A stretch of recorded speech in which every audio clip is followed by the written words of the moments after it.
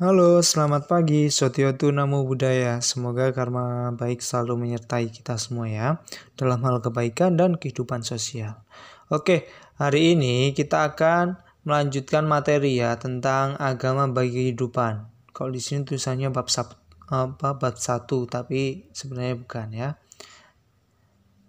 Nah, minggu lalu kita sudah sampai terakhir itu adalah fungsi agama secara sublimatif, edukatif, dan penyelamat. Sublimatif itu kita masih ingat-ingat itu adalah mampu menyucikan. Sublim itu kita ingat ya, sublim itu kan istilahnya pemuaian, kemudian mensucikan. Kalau di sini diartikan mensucikan.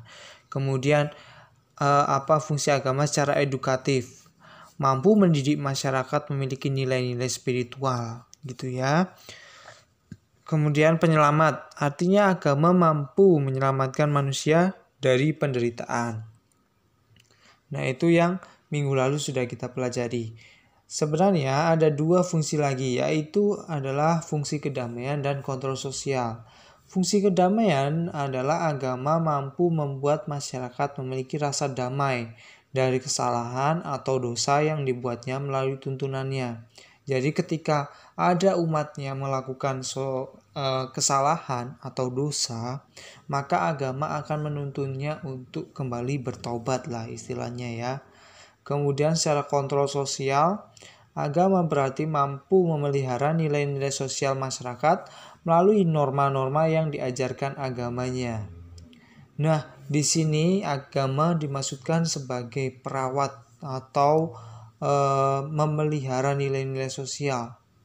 Dalam ajarannya, suatu agama itu pasti akan memiliki nilai-nilai sosial dalam arti mengatur kehidupan masyarakatnya supaya berperi kemanusiaan mungkin dan berperi cinta kasih, lebih situ ya. Itu yang dua fungsi lagi ya, dua fungsi agama bagi kehidupan sosial. Nah, jadi fungsinya ini ada 5 ya, ada 5 fungsi di dalamnya. Yang pertama tadi ada edukatif, terus sublimatif dan penyelamat, dan yang kedua ini ada kedamaian dan kontrol sosial.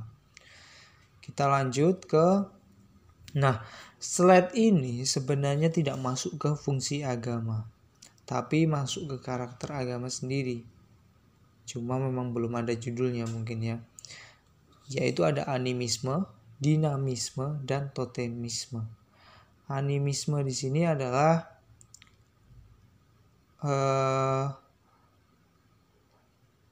totemisme dulu ya. Dari totemisme di sini adalah menganggap adanya binatang tertentu yang mempunyai kekuatan batin kemudian dianggap suci gitu ya. Kemudian animisme sosok ketuhanan dan lain sebagainya.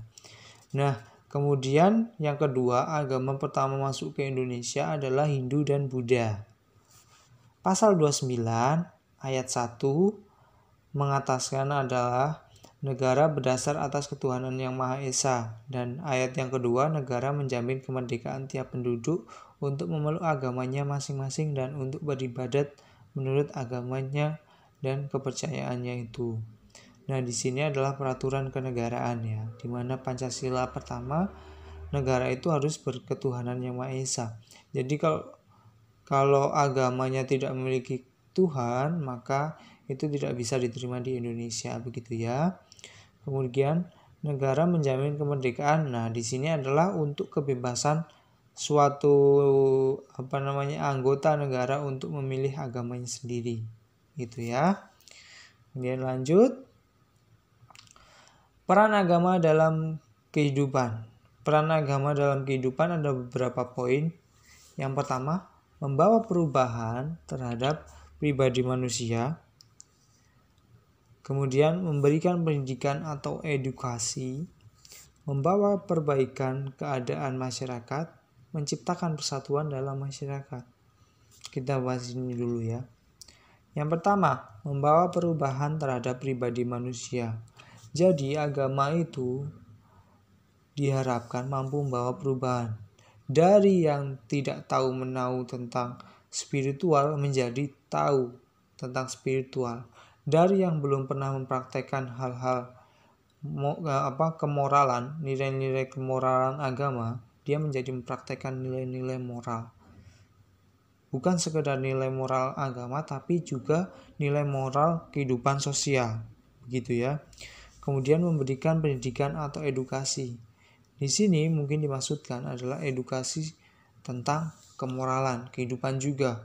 Kamu ini salah loh. Kamu ini kamu ini perbuatannya belum sesuai dengan agama maupun sosial. Jadi mari kita sesuaikan. Nah, itu seperti edukasi. Membawa perbaikan keadaan masyarakat. Dari yang mungkin barbar dan lain sebagainya menjadi lebih berperi cinta kasih dan lain sebagainya ya. Kemudian menciptakan persatuan dalam masyarakat. Nah, ini fungsi agama atau peranan agama dalam kehidupan ya.